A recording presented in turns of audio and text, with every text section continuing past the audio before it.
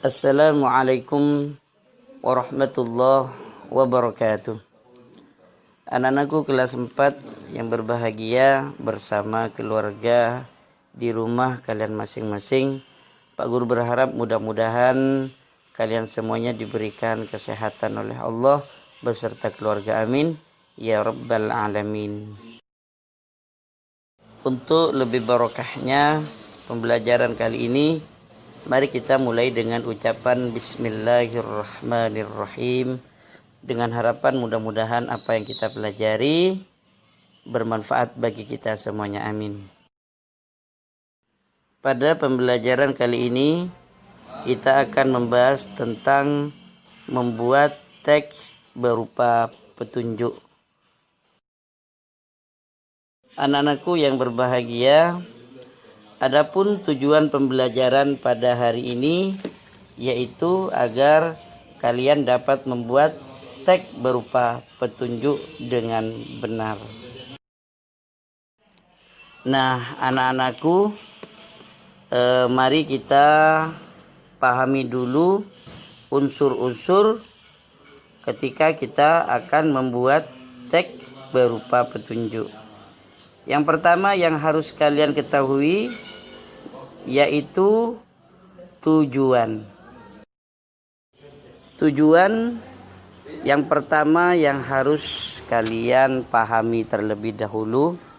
Jadi ketika kalian ingin membuat teks berupa petunjuk, maka tentukan dulu tujuan yang kalian harapkan.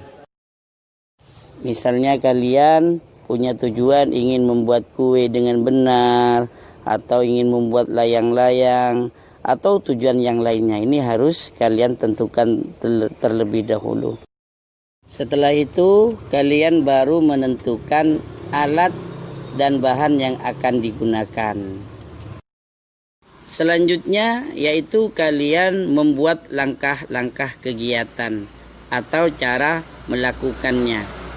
Jadi tujuan dan membuat langkah-langkah ini merupakan unsur utama dalam membuat teks petunjuk.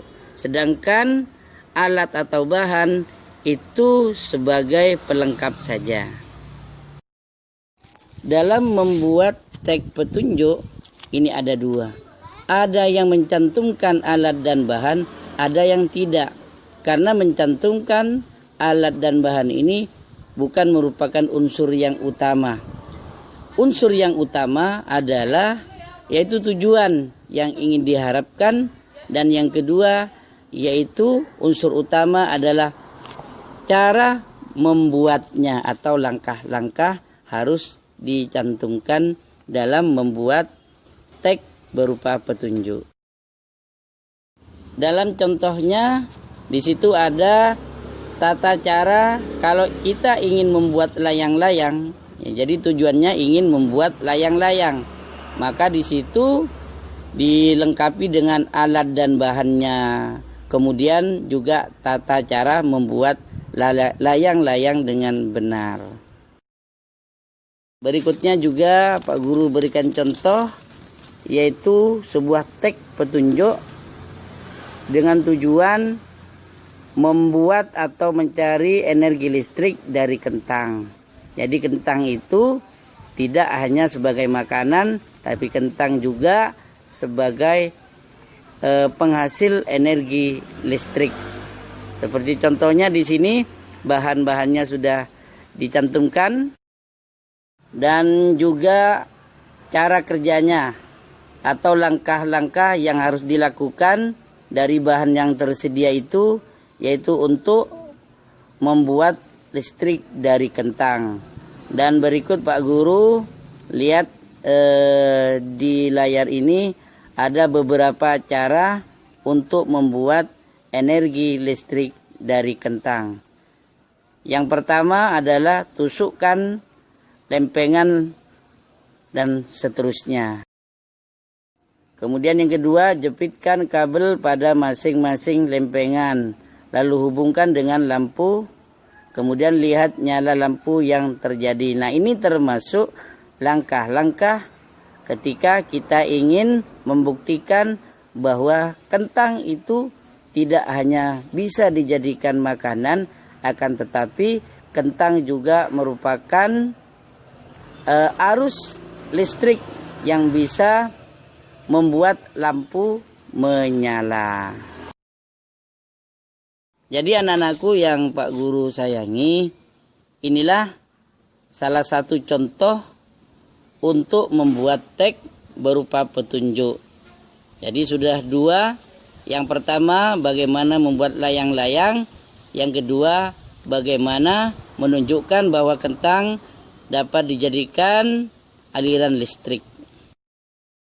Jadi Pak Guru yang kedua akan menunjukkan ada juga teks petunjuk yang tidak menggunakan atau mencantumkan bahan. Kalau yang dua tadi membuat layang-layang, mencantumkan bahan, kemudian membuat kentang beraliran listrik juga ada bahan. Berikut ini Pak Guru contohkan teks petunjuk yang tidak menggunakan bahan, yaitu misalnya penghematan listrik. Nah, di sini tidak ada bahannya. Di sini langsung langkah-langkah melakukan atau petunjuk pelaksanaan.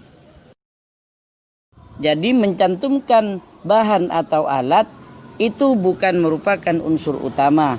Unsur utamanya adalah tujuan dan langkah-langkah melakukan sesuatu yang kita inginkan.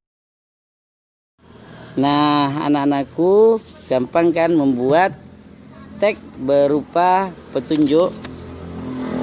Maka nanti kalian pelajari lagi di buku paket dan buku LKS-nya itu ada juga cara membuat teks berupa petunjuk. Dan tolong nanti kerjakan tugas Pak Guru, yaitu membuat teks berupa petunjuk dengan baik. Demikian yang dapat Pak Guru sampaikan pada pembelajaran kali ini. Mudah-mudahan apa yang kita pelajari pada hari ini dapat bermanfaat bagi kita semuanya, sehingga kita bisa mempraktekkan dalam kehidupan sehari-hari. Amin. Dari Pak Guru, alhamdulillahirabbil alamin. Wassalamualaikum warahmatullahi wabarakatuh.